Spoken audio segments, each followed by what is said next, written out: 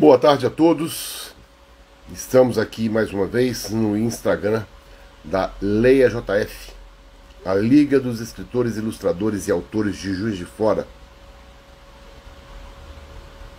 A Liga tem 6 anos de existência e é uma associação de escritores, ilustradores, poetas, contadores de histórias que tem o principal objetivo divulgar a literatura de Juiz de Fora. Nós apoiamos a literatura nacional e, por isso mesmo, divulgamos bastante a literatura nacional.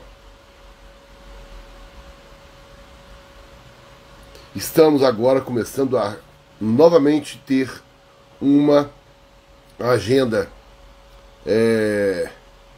cheia, porque nós vamos ter várias. Então é importante que a gente divulgue nosso trabalho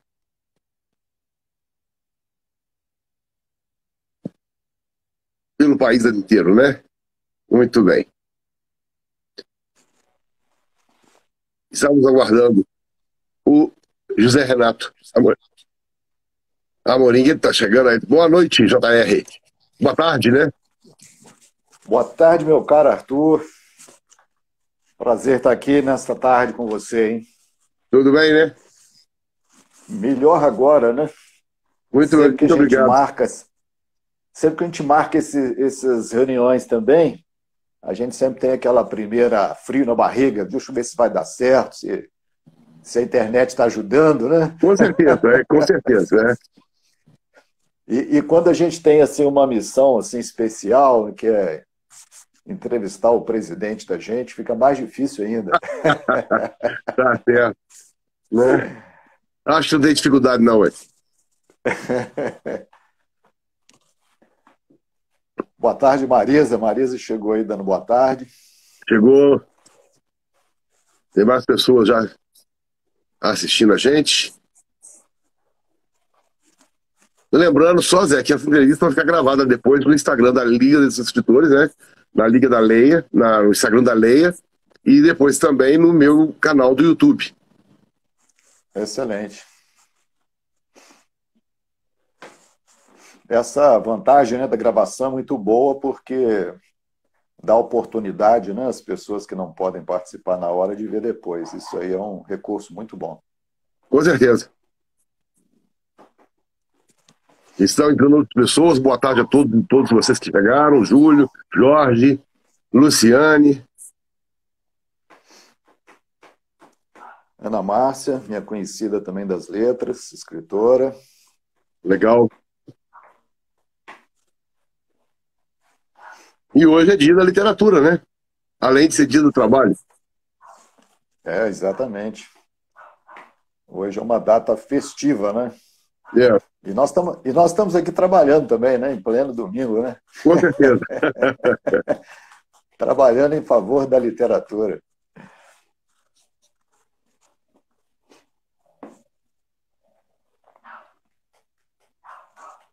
Estamos aí, né? Estou à sua disposição. Ao que você quiser conversar, fique à vontade. Tá ok. Não sei se você no início falou alguma coisa, mas nós estamos aqui nesse canal, que é o canal da Leia JF, que é a Liga de Escritores, Ilustradores e Autores aqui de Juiz de Fora.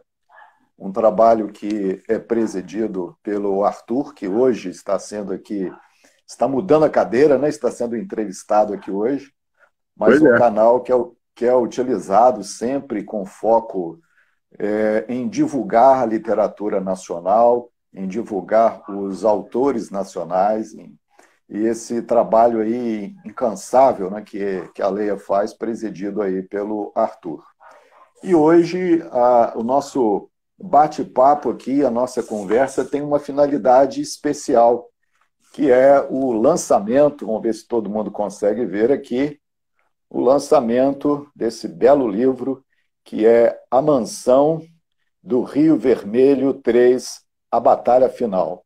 Uma capa muito bonita, né, Arthur? O trabalho de animação, o trabalho do livro realmente ficou muito bonito, muito bem feito. Muito bonito. E como a maior parte das pessoas que estão aqui, que acompanham o canal, conhecem o Arthur, mas como foi dito aqui, há uma gravação que é colocada depois no Instagram, fica à disposição. Pode ser que outras pessoas não conheçam o Arthur, embora para nós aqui, para a maioria, seja óbvio, não é bom a gente falar que o Arthur profissionalmente é médico, né, com mestrado, com doutorado em cirurgia geral. Ele é professor na Faculdade de Medicina, de duas cadeiras na Faculdade de Medicina aqui em Juiz de Fora. Isso muito resumidamente, né, é um artista múltiplo, fotografa, pinta, né, faz muitas coisas e pertence também a muitas entidades literárias. É o presidente da Leia JF, como já falamos, mas é membro também efetivo da Academia Juiz Forano de Letras, da Sociedade Brasileira dos Poetas Albravianistas, da Academia de Letras de Lafayette. Inclusive abrimos um parênteses aqui para mandar um abraço para todas as pessoas lá de Lafayette que já prestigiaram o Arthur e o lançamento do livro, que aconteceu na sexta-feira. As notícias foram muito boas, né? Então, nosso carinho a todo mundo que apoiou o Arthur ali nesse lançamento. O Arthur também é membro da ABLAN, né? Membro fundador da ABLAN, que é a Associação Brasileira de Letras e Artes Minimalistas. Se não me engano, acho que é isso mesmo, né? Yeah. E não sei ainda, Arthur, se você continua na Abertis. Sim. Continua, né? Que é para quem não sabe, uma associação que tem um foco especial nessa linha de suspense, policial, terror, uma associação bastante interessante, que o Arthur também é membro. Formalmente, né, muito resumidamente, essas são as atividades do Arthur. Mas, do ponto de vista informal, o Arthur é uma pessoa muito querida no meio literário, muito admirado pelo seu dinamismo, né, sempre fazendo entrevistas, dando oportunidade para novos escritores, ilustradores, acompanhando, sempre incentivando o lançamento de livros, fazendo trabalhos com os poetas, divulgando a poesia nacional e muitas outras coisas. Por isso, era muito justo que ele, que sempre faz isso com todo mundo, que hoje ele estivesse do outro lado, tendo oportunidade também de apresentar o filho mais novo dele, que é esse livro, A Mansão do Rio Vermelho, número 3. E eu imagino que muitas pessoas gostariam até de estar aqui no meu lugar hoje para demonstrar essa gratidão ao Arthur por todo o apoio que ele sempre dá nos lançamentos e no trabalho cultural de uma forma geral. Agora, o Arthur é muito eclético, né, Arthur? Na sua forma de escrever também, é múltiplo. Sim. Escreve trovas, escreve sonetos, já publicou livros de poesia, de contos, de crônicas, e também muitos livros nessa área do terror e horror. E fica muito claro para a gente, o Arthur não esconde isso, embora ele faça com muito carinho, escreve todas as outras coisas, mas assim, uma paixão especial por esse gênero da literatura, né? Por esse tipo de literatura, que é a literatura de terror. E aí eu queria fazer uma primeira pergunta, antes da gente entrar no livro propriamente, Arthur. De onde é que surgiu essa sua paixão por esse tipo de literatura e que influências que você teve para enveredar por essa área? Primeiro, eu quero agradecer tudo que você falou de mim aí, que foi, né, muita coisa, muito obrigado. A gente tenta fazer um pouco de cada coisa, né? Primeiramente, assim, eu escrevo desde criança. Eu comecei a escrever com influência dos livros que eu lia. Aí o primeiro romance que eu escrevi foi aos 13 anos, foi uma fantasia. Depois eu comecei a escrever alguns dramas psicológicos, e eu, na fase, inclusive, de adolescente, né, início da faculdade, eu não assistia terror, porque eu tinha medo do filme de terror, sabe? Assisti um dia O Exorcista, no antigo Cine Excelsior, que ficava em cima do cine, ali na entrada do Cine Central. Eu assisti O Exorcista e Fiquei uma semana sem dormir, com medo daquela menina rodando a cabeça, um negócio louco, né? E de repente, sabe, eu comecei a ter contato com literatura de terror, com filmes de terror, insisti um pouco mais, até que eu descobri a questão do vampiro, né? Que é um ser das trevas que, de repente, seduz todo mundo. Eu adorei, por exemplo, aquele filme A Hora do Espanto, o 1, né? O 2 já é ruim, o remake também não é legal, mas de repente, assim, comecei a criar dentro essa coisa do vampiro, essa coisa é um personagem elegante, é um personagem poderoso, é um personagem que tem todos aqueles poderes que o escritor quer colocar nele, né? Então tem vampiro que voa, tem vampiro que transforma em outras coisas. Então a gente tem liberdade para a criação desse personagem e é uma coisa que me atrai muito, né? Então, no meu livro no livro 1 tem vampiros e bruxas, no livro 2 já tem mais vampiros, né? Inclusive o Douglas, que é o vampiro de Juiz de Fora. E no livro 3 eu fiz uma confusão, que eu botei zumbi, eu botei lobisomem, eu botei uma série de seres aí da noite. Não vou chamar isso nem de mitológico, nem de fantasiosos, porque tem uma frase que eu acredito na frase, né? Tudo aquilo que diz o seguinte, que tudo aquilo que você imagina existe. Então, para mim, todos esses seres aí existem, convivem comigo o dia inteiro. Né? Mas então foi assim, o interesse foi surgindo. E foi um negócio que eu gosto muito. Certo. Uma coisa que você comentou, você acredita, porque existe assim um público muito fiel a esse tipo de literatura, talvez um dos públicos mais fiéis seja o que acompanha a literatura de terror. Você conversa normalmente com o leitor, ele sabe tudo que está sendo lançado, vive acompanhando de perto. Você comentou algumas coisas que te atraem como escritor. Você acha que esse tipo de coisa também, essas características também atraem o leitor? O fato de você ter um vampiro sedutor, elegante, cheio de poderes, você acha que esse ou quais seriam as outras coisas que atraem esse público para essa literatura? Olha, eu tenho vários amigos escritores de terror, né? Inclusive por causa da própria Aberst mesmo, que a gente tem reuniões da Aberst e tudo mais. Em 2019, eu fui na Horror Expo, em São Paulo, que foi um encontro só de produtores de terror, escritores, ilustradores, e aí tinha lojas de roupas para terror, lojas de lentes de contato para terror. Então existe um público realmente muito fiel a isso. Né? Eu tenho um amigo em São Paulo que é escritor também, lançou há pouco tempo o livro dele de vampiro, e ele é fechado nessa coisa, ele só lê terror. Ele pergunta para você, esse livro aqui é terror? Se não for terror, eu não vou ler. Então, assim, realmente o público é grande. Né? É interessante porque a gente tem um público leitor que lê de tudo. Mas o público do terror é um público fiel a esse tipo de fantasia. Uma coisa interessante, eu acho que existe assim quando você fala do vampiro, existe um certo estereótipo já colocado, né, daquela coisa só sanguinária.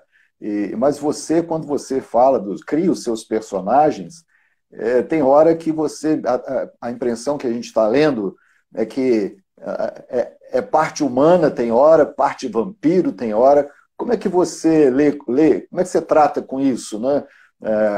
A gente não quer ficar dando spoiler, mas é interessante você pegar, por exemplo, quando o Frederick, né, o Frederico, ele fala a respeito você prefere usar o sobrenome dele, que é alemão, que é difícil de falar, né? Augusparten. Augusparten.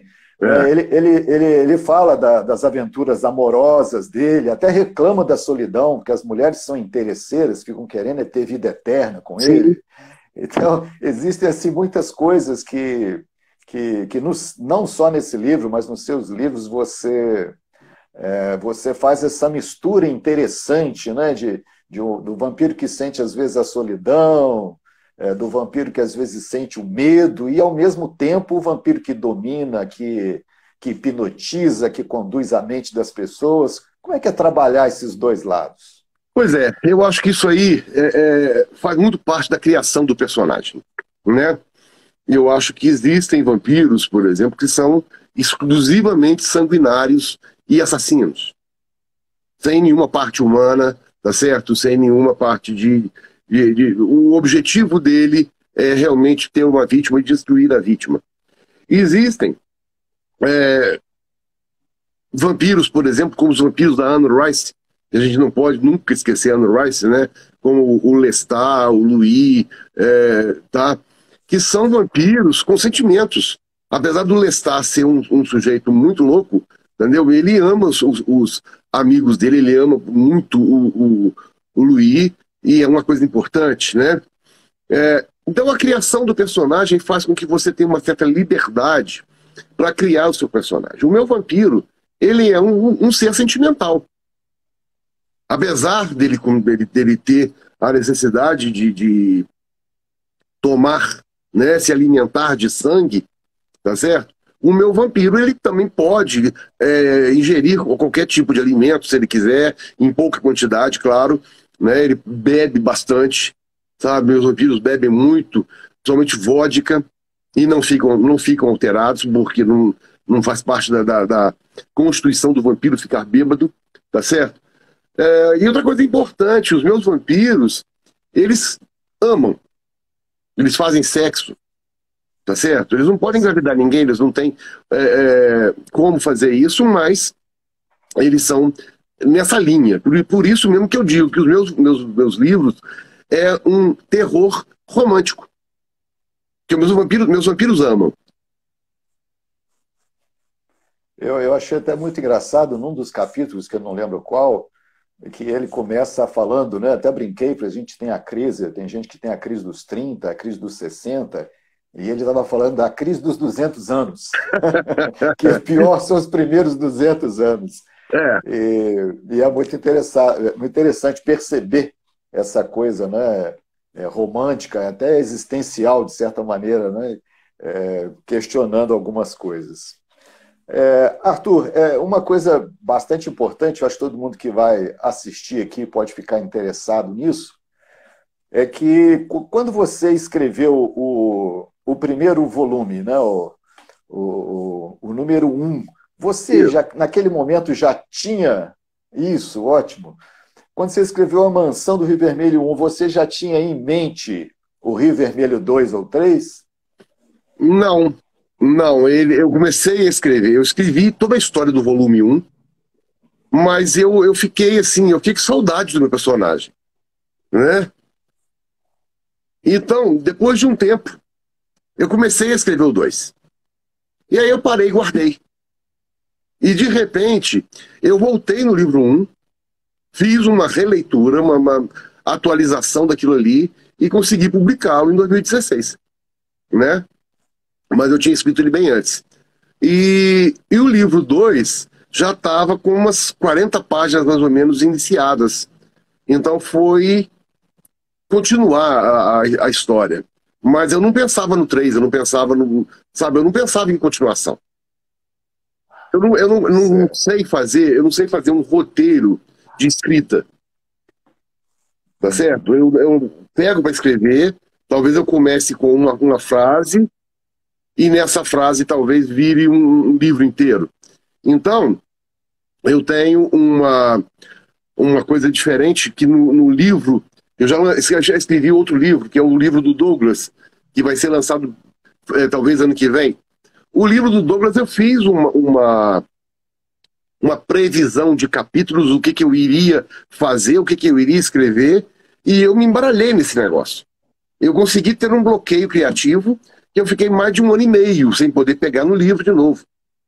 Eu precisei recorrer a um amigo que é também escritor, que leu comigo, e de repente a gente mudou a ordem de alguns capítulos. Mesmo assim eu não consegui evoluir, porque eu acredito que foi pela ideia de fazer um roteiro de escrita. E eu não faço isso. Eu pego normalmente uma história da primeira frase, a primeira frase talvez me surja na cabeça e eu vou escrevendo direto. Então, não tinha ideia do 2 e muito menos o 3. O 3 ficou, eu considero o livro 3 como o melhor livro dos 3. Uhum. Eu fiz essa pergunta porque há alguns links, né, que você faz do livro, do terceiro livro, com as publicações anteriores. Por isso Sim. que eu fiquei curioso para saber em relação a isso. Uma outra pergunta que eu acho importante também, alguém que vá comprar o livro ou vá aparecer lá, se Deus quiser, lá no lançamento, não necessariamente é o melhor, entendo eu, que o melhor seria ler o 1 e o 2 antes de ler o 3. Mas entendo que nenhum problema, nenhum obstáculo para quem vai ler o 3 primeiro agora e leia depois os outros. Você concorda comigo? Concordo. Concordo, não tem problema nenhum. Porque... Não tem problema nenhum. No 3, inclusive, eu explico algumas coisas que ficaram em dúvida, que ficaram subentendidas no livro 1 e no livro 2, mas não tem nenhum problema ler um deles em separado. Uhum. O que te leva a prestigiar a nossa região quando você faz as suas ficções? Por exemplo, a cidade de São Luís ficar aqui pertinho de Juiz de Fora e Ubá. Pois é, eu acho inclusive que o livro 1, a cidade, né, é São Luís, porque foi uma época que eu não quis realmente escrever em Juiz de Fora, porque normalmente eu escrevo as minhas histórias bem ambientadas no lugar que eu estou. Então, por exemplo, eu já escrevi livros que estão guardados para publicar futuramente, ambientados em Lafayette. Né? O livro do Douglas é ambientado em Juiz de Fora. O livro da Mariette, que é uma vampira taxista, aqui é em Juiz de Fora. Então, assim, eu gosto dessa coisa real, do lugar onde eu estou vivendo. Então, nessa história tem a cidade de São Luís, que fica entre Juiz de Fora e Ubá, né? Mas tem interações aí, do livro 2, por exemplo, já começa a ter interação do pessoal de São Luís com o Juiz de Fora. Uhum. Principalmente com o do Douglas. E o vampiro Douglas é o vampiro de Juiz de Fora que mora debaixo do Parque Alfred. Certo. Eu fiquei, inclusive, um pouco intrigado, porque no final do livro 3 agora, do lançamento, o Douglas, né, convida a gente para vir para Juiz de Fora. Ele fala que Juiz de Fora é um bom lugar para se viver. É um bom lugar para o vampiro viver? Juiz de Fora é um bom lugar para o vampiro viver? A primeira pergunta. E a segunda existe aí uma mansão 4 com Douglas armando alguma coisa aqui em Juiz de Fora? Não, com certeza. O livro do Douglas, existe um livro pronto, já escrito, né, que chama O Vampiro Douglas, o Vampiro de Juiz de Fora, e esse livro se passa em Juiz de Fora. Então ele vai aprontar em Juiz de Fora. Inclusive, o Vampiro Douglas ele foi transformado pelo Rob Spartan em 1850, quando Juiz de Fora recebeu o nome de Juiz de Fora. E o vampiro cresce em Juiz de Fora, dando palpite, inclusive, na história da cidade. Foi um negócio muito legal de fazer, porque eu tive que estudar a história de Juiz de Fora. Então, eu acredito que em Mansão do Rio Vermelho 4 não, mas vai ter a história do Douglas, onde o August Spartan aparece, vai ter o livro da Mariette, onde o Douglas e o August Spartan vão estar presentes, né? São vampiros, eles são eternos, né? Tá certo, então vamos ficar aí esperando aí que certamente vão ter encontros românticos, né? Certamente aí. Bastante. Muita coisa interessante aí, eu já fiquei até curioso aqui. E respondendo a primeira pergunta sua aí a respeito de Juiz de Fora, que o Douglas convida, Juiz de Fora é um bom lugar para se viver. Tanto para os humanos quanto para os vampiros. Né? Certo. E o que eu mostro na minha literatura é que a gente está rodeado de vampiros, de bruxas, de lobisomens. Estão todos por aí, andando na rua, convivendo com a gente. A gente já cumprimentou alguns aí, não se deu conta, né? Com certeza, né? Tá certo. Você falou aí dessa questão histórica, né, de Juiz de Fora, esse episódio específico do Douglas, mas no livro tem também o envolvimento dos vampiros com a família real portuguesa, especialmente com a Carlota, né, que tinha problemas mentais. Como é Sim. que surgiu essa ideia? Como é que Pois você é, resolveu porque escrever sobre isso? eu escrevi a história do August Parten desde a sua transformação, né? A- Perder de vista atrás e a sua evolução. E, de repente, o August Parten veio para o Brasil em 1702. Então, eu falei a respeito de. Ele estava no Rio de Janeiro, em 1702, né? Eu falo alguma coisa do aspecto do Rio na época. Depois eu coloco a construção da mansão do Rio Vermelho em 1726, nessas montanhas de Minas que não existia nada ali ainda, tá certo? E de repente a cidade de São Luís cresceu depois que a mansão já estava sendo utilizada pelo vampiro há muito tempo. E aí, numa dessas situações, ele vivia participando de festas, reuniões, né, principalmente em Barbacena, tá? Rio mesmo. Numa dessas situações, ele foi convidado a participar de uma reunião de vampiros no Rio, tá certo? Para decidir uma dominação vampiresca. E ele não participou disso, ele não quis. Ele foi à reunião, mas ele acabou com a ideia original dessa confusão que os vampiros queriam fazer, alguns vampiros dominadores da espécie, né? E ele acabou conhecendo um ascendente de Dom João VI, que estava nessa reunião, também vampiro. Ele era um tio tataravô do Dom João VI, mas que vivia na corte, e convidou o August Parten para passar um tempo na corte.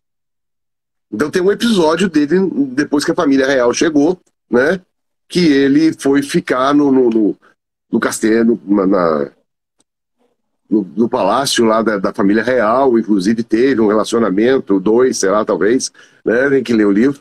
Mas, então, assim, tem essa coisa histórica que eu acho importante, de repente, você localizar as datas, né? Muito bem.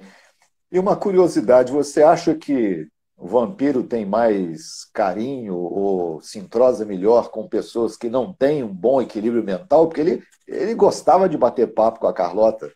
Ele até sente quando ela morre.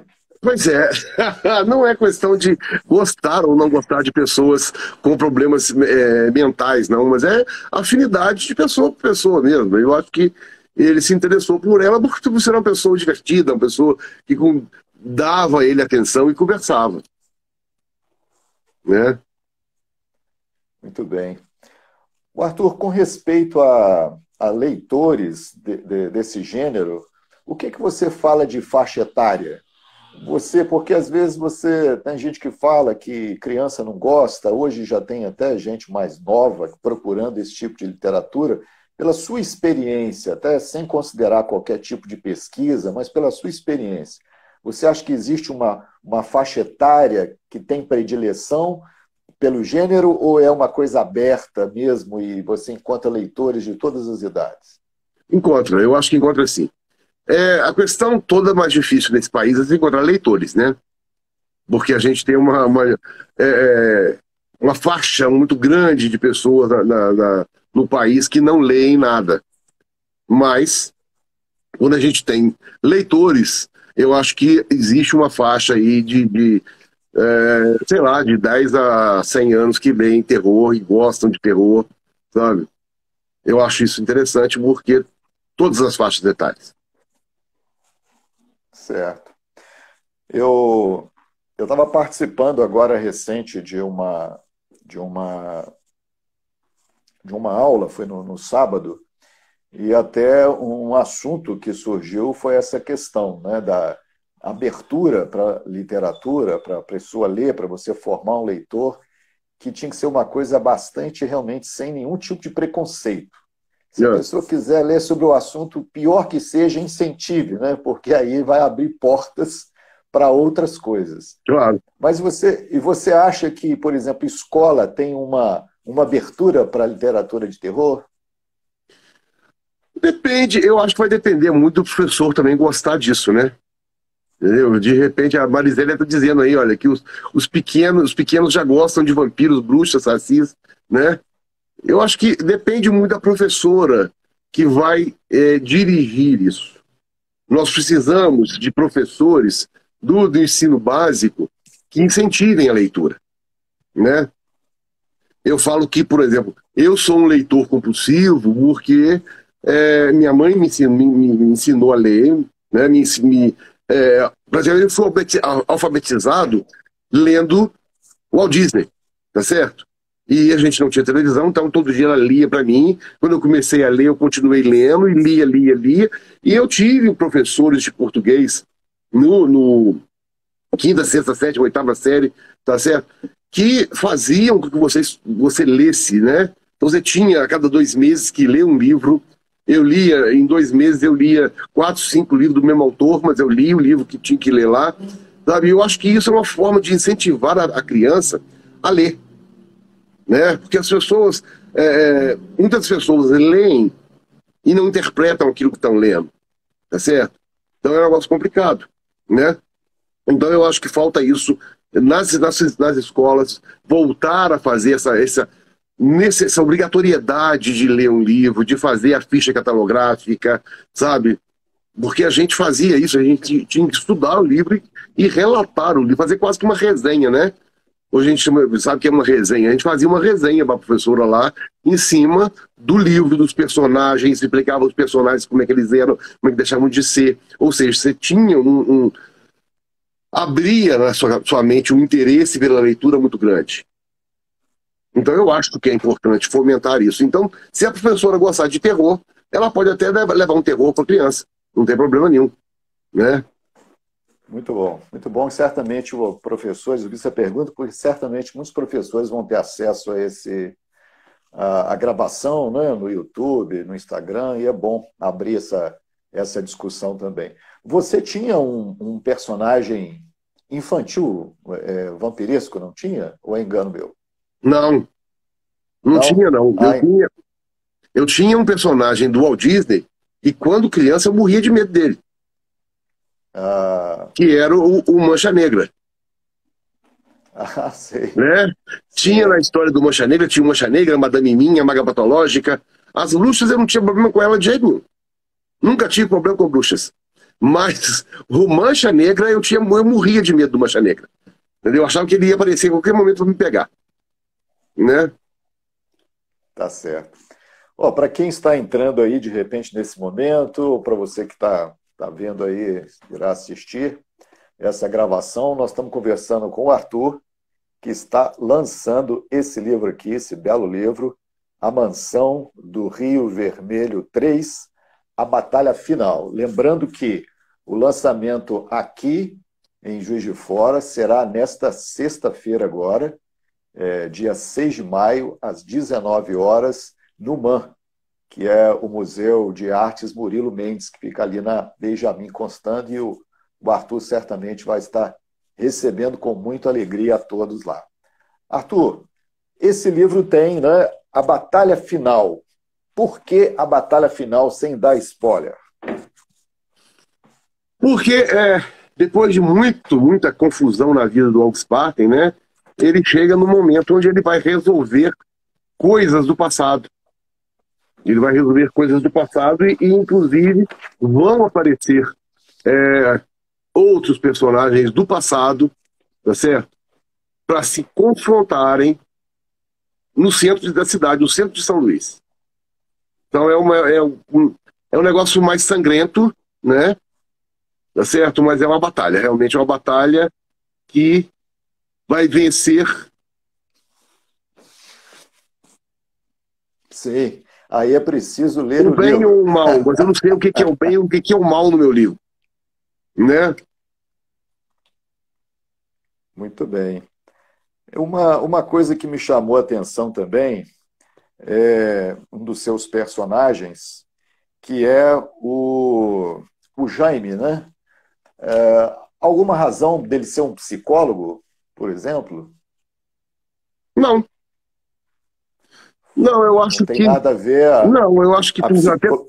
por eu ser médico na época, já, né? Essa coisa quando eu escrevi, entendeu? Em vez de eu colocar um médico cheio de outras coisas para fazer, eu coloquei um psicólogo que dava dentro da área de saúde, que entenderia melhor a cabeça do vampiro, porque ele acaba se tornando amigo do vampiro no primeiro volume, Sim, né? E eu acho que a profissão ficou legal. muito bem.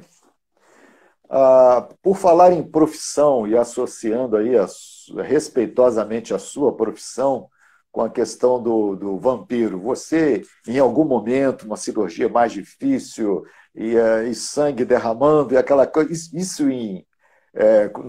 positivamente falando, já te inspirou alguma vez para já te despertou para escrever alguma coisa? Eu sei que naquele momento você está focado em fazer o melhor trabalho, mas inspiração às vezes vem nos momentos mais inusitados, né? Isso já aconteceu com você? Eu tive a inspiração para escrever um livro uma vez de plantão na UTI. Tá? Eu escrevi o É Difícil Morrer, que foi o primeiro romance que eu publiquei em 1999. No É Difícil Morrer, eu estava no CTI e de repente entrou a maca contravendo um paciente politraumatizado. Eu vi aquilo, de repente deu uma ideia e armazenei a ideia e comecei a trabalhar, né, para receber o paciente e tudo mais, aquela coisa toda. E de repente surgiu a ideia da história. A história do Edifício Morrer é um dos meus livros assim foi mais vendido na época. Ele retrata a história de um personagem que é morador de rua e de repente foi atropelado e foi levado para o hospital. Ele começa o livro entrando no hospital, entrando na maca no CTI, esculhambado, tá? Todo quebrado do acidente. E eu traço a história desse personagem da rua, eu conto a história dele 10 anos atrás, até o momento que ele foi atropelado, e eu conto, paralelamente, a história do médico que tratou dele. O mais importante desse livro, É Difícil Morrer, é a gente ter a questão de se perguntar. O paciente é um morador de rua que foi atropelado, vai ser tratado, vai sobreviver, vai estar cheio de sequelas, vai ter alta e vai voltar para onde? Ele mora na rua, voltar para a rua. Então essa é uma questão polêmica do livro, tá? Que eu acredito que foi a única história que eu escrevi que foi inspirada dentro do ambiente de trabalho. E eu acho que é uma história legal, acho que é uma história bem legal.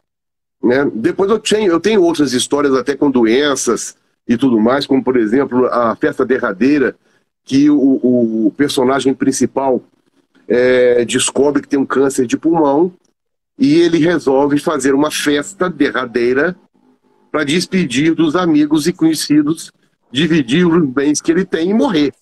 A ideia dele é morrer, ele tem uma vida horrorosa, uma depressão intensa, e ele acha que no câncer que ele tem, ele vai ter uma solução de vida, ou seja, a morte, né?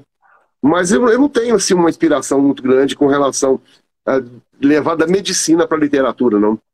Às vezes alguns personagens podem até ser médicos, trabalhar em hospital, fazer alguma coisa diferente, como no caso também, por exemplo, do e-book que eu lancei ano passado, A Sogra, né, que o personagem principal é um médico, tá certo?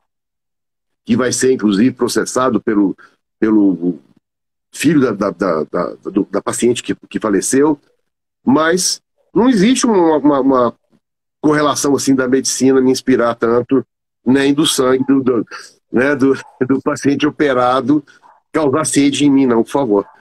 Né? Abrindo parênteses, inclusive, para falar da Sogra, né? Foi premiado, inclusive, né? Pois é. A Sogra foi um livro legal, né?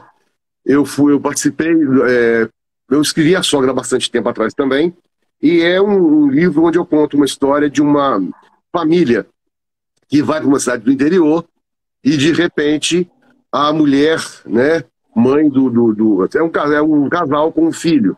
Então, a esposa, ela vai no hospital fazer alguns exames e encontra com o médico que estava de plantão, que foi amigo dela de ensino médio. E aí começa a ter um certo ciúme do marido dela com relação ao médico, porque ele acha que está acontecendo alguma coisa. Por acaso, a mãe do marido dessa mulher aí tem um problema sério de vesícula, vai para o hospital, se interna e tem uma complicação pós-operatória e morre. Né? Então eu acho que a história é muito legal, vai para julgamento, inclusive, eu estudei a respeito de como se faz um julgamento para poder fazer o julgamento do médico, e no meio do caminho a gente tem várias surpresas. É um livro que eu considero muito interessante. Tá certo. Se alguém tiver interesse, ele tá só em e-book, né? Pela Amazon. Pela Amazon. Muito bem. Arthur, sem dar nenhum spoiler, naturalmente, reforçando isso, mas se você tivesse assim, que fazer uma coisa assim para mostrar assim, o que esperar da Mansão do Rio Vermelho 3, o que você diria, como um resumo, assim, sem dar spoiler? O que marca o livro? Você, como autor, o que diria? Pois é, eu acho que a gente teria que fazer até uma explanação maior, dizendo também um pouco dos outros dois. Né? No livro 1, o vampiro volta à cidade, o Friedrich Augsparten, ou Frederico, né? Ele volta à cidade para se vingar das bruxas que o expulsaram da cidade 200 anos atrás. Né? A Alessandra entende tudo de Augsparten e é uma das apaixonadas pelo Douglas. Né? Então, o importante foi que o Augsparten, quando chegou na cidade, ele descobriu que o descendente mais poderoso das bruxas não era uma mulher, era o Jaime. Né? Depois do que aconteceu no livro 2, no livro 1, no livro 2, o Jaime continua morando em São Luís e Augsparten está morando em Salvador. Então é uma outra coisa que eu faço aqui no livro 2, que eu cito lugares de Salvador que eu conheço. Tem passagem do Augsparten pelo Pelourinho, né? Pelo Farol da Barra, por bares que eu já fui em Salvador, tá certo? Então, foi um negócio também legal. Agora, o livro 3. O livro 3 tá lá. Augsparten quer voltar a São Luís. O Douglas quer voltar a São Luís. Mas eles não podem voltar a São Luís. Tá certo? O Augsparten não pode voltar a São Luís por causa das bruxas, por causa do poder mágico que está sendo criado em São Luís, que ele não é bem-vindo. E o Douglas não pode voltar a São Luís porque o Augsparten não deixa. Razões que nós vamos descobrir aí né, depois. Tá certo? Mas eles resolvem que vão voltar. Então o livro 2 termina os dois combinando de voltar para São Luís. E quando eles chegam em São Luís, eu já botei, inclusive, no release do livro, que o livro começa com aquele zumbi gritando na cidade. Ele vai voltar, né? Que é um zumbi fedorento, um cheiro horroroso, mas ele não diz quem vai voltar. E as pessoas que conheceram o Augsparten na cidade, algumas pensam assim, será que ele vai voltar? Só que pessoas que conheceram bem o Augsparten, como o Jaime, por exemplo, falam, olha, Augsparten não usaria esse artifício de mandar um zumbi avisar a sua volta. Então, vai voltar outra coisa que não... Né? Então, além de ter a história toda do Augsparten desde o início da sua formação, o livro relata uma briga, uma guerra, né, que vai acontecer na cidade de São Luís, tá certo? E dos dois lados da guerra vão ter vampiros, vão ter bruxas, vão ter lobisomens, tá certo? Então, quem vai vencer? O bem ou o mal? Se considerar vampiro mal, não tem lado bom. Mas vem uma guerra aí para resolver problemas passados que ficaram pendentes aí. Excelente, eu acho que você fez acho que conseguiu não só facilitar para alguém que porventura for ler só o livro 3, mas como conseguiu também despertar certamente a curiosidade aí, para quem não leu o 1 e o 2, vai querer também procurar o 1 e 2. Se alguém quiser, Arthur, o livro 1 e o 2, como é que a pessoa adquire hoje o livro 1 e 2? Pode ser diretamente comigo, tá?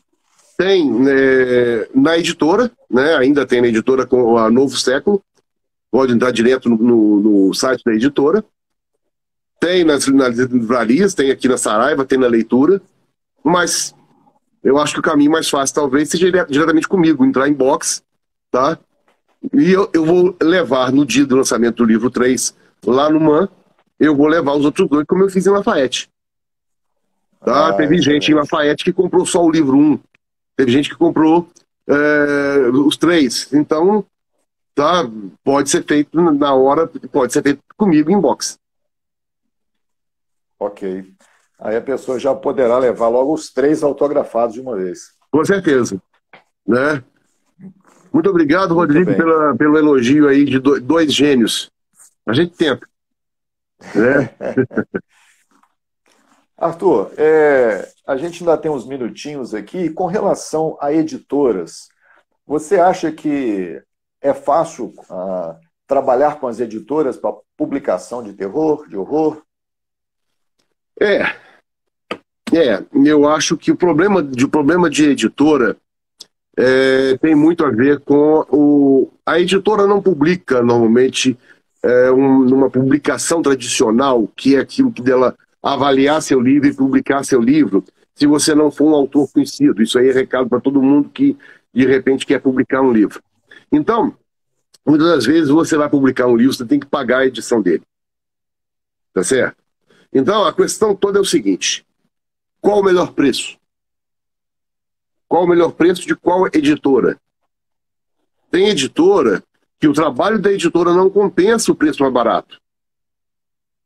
Tá certo? Tem editora que, por exemplo, não vai fazer uma boa revisão, não vai fazer uma boa capa, uma boa diagramação. Então o trabalho pode perder. Tem também que você tem que contar qual o apoio que a editora vai te dar depois na divulgação do seu livro. Porque é importante a gente pensar no seguinte: o escritor sabe escrever, mas o escritor não sabe vender, o escritor não sabe divulgar. A gente não tem muito essa coisa de como é que você vai fazer. Hoje em dia nós temos internet, graças a Deus, mas mesmo assim eu acho que às vezes fica aquém do que deveria ser se a sua editora não fizer uma boa divulgação. Entendeu? Então, assim, eu vou lançar outro livro agora em agosto, talvez, né? Por outra editora, que tem um apoio fantástico também, tá certo? Agora, esse livro, A Mansão do Rio Vermelho, foi publicado pela Novo Século, tá certo? E o trabalho ficou primoroso. Os 3 livros são parecidos, os 3 livros são, né, continuação realmente. E é interessante porque são livros do mesmo tamanho. Isso é uma coisa que eu gosto muito de dizer, que foi o seguinte: eu escrevi 3 livros em épocas bem diferentes, e os 3 livros têm, em média, 360 páginas. Então a trilogia aqui da Mansão do Rio Vermelho tem 1000 páginas para se ler, né? E foi uma coisa que eu escrevi em épocas diferentes, eu não previ isso. Agora, é a questão de saber o que você quer publicar e qual editora que vai realmente fazer esse bom trabalho para você. De fato, o livro ficou muito bem produzido, né? A capa, a diagramação, revisão, a gente vê que foi realmente um trabalho muito, muito bom. Agora, me parece que terá também um lançamento em São Paulo oportunamente. É fato isso? Eu estou ainda tratando com a editora um lançamento solo em São Paulo. Devemos marcar isso para maio, talvez início de junho. Mas com certeza eu vou lançar o livro na Bienal de São Paulo. Na Bienal de São Paulo eu vou lançar no stand da Novo Século e no stand da Aberst. Entendeu? Então vai ser na Bienal, eu vou fazer uma confusão grande também. Mas eu pretendo, através da própria editora, fazer o lançamento solo do livro em uma livraria em São Paulo, promovido pela editora. Muito bom. Uma prova aí de que realmente estão dando apoio, né? Isso é importante. Sim, normalmente dão um apoio muito bom. Muito bem. Arthur, o que você, já caminhando já aqui para o final, se tiver aí pessoas, você que sempre foi um incentivador das pessoas a escreverem, especialmente alguém, se tiver interessado, né, nesse tipo de literatura aí que você domina tão bem, que conselho você daria? Uai, eu acho que tem que escrever. Né? Eu acho que a pessoa todo mundo que quer escrever, tem que escrever. Mas principalmente tem que ler. Tem que ler bastante, ler muito. Né? E a questão de publicar o terror, de escrever terror, o mais importante, eu acho que é a questão da criação do personagem. Você tem que ter um personagem marcante, um personagem importante, aquele personagem que todo mundo vai admirar e vai amar o personagem. O personagem do livro que a gente está lendo tem que ser aquele personagem que você gostaria de chamar para tomar um café, para bater um papo, tá certo? Então a criação do personagem tem que ser uma coisa muito bem feita. E a trama tem que ser bem feita. Porque você vai fazer uma coisa de terror, uma coisa de horror, você não pode entregar o que vai acontecer de uma hora para outra. Você tem que saber como fazer acontecer e levar a pessoa a sentir medo da situação. Tem uma passagem de um livro da Anne Rice, que é As Bruxas, tá certo? Tem uma hora que tem um espírito que está se aproximando de uma médica que está sozinha em casa. Ela também era uma bruxa, mas ninguém contou isso até aquele momento. E, de repente, ela desenvolve a cena de tal jeito que a gente morre de medo, tá certo? Porque ela sabe como fazer você ter medo da situação, do espírito se aproximando, e a médica não sabendo de nada, ela está perdida na cozinha, fazendo um café, um chá, sei lá, entendeu? Então a questão toda do terror é você criar esse suspense e essa coisa toda para levar o leitor junto. Se você escancarar a situação, não adianta. Né? Tá certo. Muito bem, gente, mais uma vez apresentando aqui o novo filho do Arthur, né? A gente sempre brinca que o livro é um filho que nasce. Então, mais uma vez, reforçando aqui, colocando a imagem aqui, a capa muito bonita. Mansão do Rio Vermelho 3, a batalha final, que o Arthur está lançando nessa sexta-feira, dia 6, aqui em Juiz de Fora, no MAM, no Museu de Artes Murilo Mendes, fica ali na Constantino Paleta. Então, às 19 horas, a partir das... Benjamin Constant. Benjamin com Santo Antônio. Benjamin. A partir das 19 horas, Arthur estará esperando você lá para poder falar um pouquinho mais do livro, autografar o seu livro, e certamente será um momento ali festivo, né, com os cuidados que a gente já tem tido. Arthur, inclusive, é médico, com todos os cuidados, mas, né, já estamos autorizados, né, cumprindo os protocolos, a fazer esse evento. Então, Arthur, eu e certamente os que estão aqui participando dessa live vão ficar felizes de estar lá nesse momento. Vai ser um momento de prestigiar o Arthur, de prestigiar a literatura e de nos ter a oportunidade de se reverem, né? Alguns escritores, alguns amigos se reencontrarem. Com certeza. Arthur, suas considerações finais aí, em relação ao lançamento, a palavra é sua aí. Muito obrigado. Gente, eu acho que o lançamento vai ser um momento muito gostoso, vai ser muito, muito legal, né? Eu convidei alguns vampiros, algumas bruxas, né? Então, assim, o August Parker já disse que não vai, ele não pode estar ocupado, mas quem sabe o Douglas aparece, né? Então o Douglas pode estar lá, quem sabe a gente vai ter o prazer de conhecê-lo também.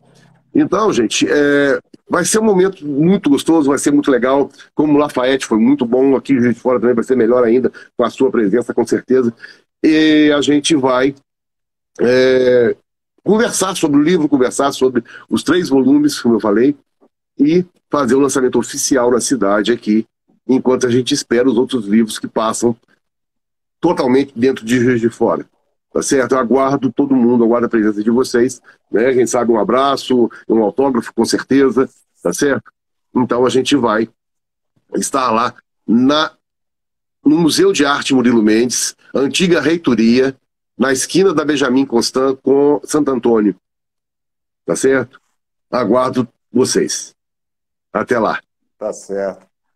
Arthur, muito obrigado aí pela honra de poder entrevistar, de contribuir minimamente, mas contribuir aí certamente para esse lançamento que será mais um sucesso aí para a sua vasta quantidade de obras, certamente será mais um aí nessa coleção de sucesso. Muito obrigado aí pela oportunidade de estar com você, muito sucesso sempre, muito obrigado por tudo que você tem feito aí pela literatura, especialmente aqui na nossa região. Muito obrigado a todos vocês que participaram dessa live, né? Todos vocês que estão aqui, que vão ver depois. Então, um abraço e até a próxima. Né? Até a próxima, hein? Guardem aí. Tá bom, gente. Tchau, tchau. Falou. Até mais. Obrigado, Tchau. Zé. Falou. Um abraço.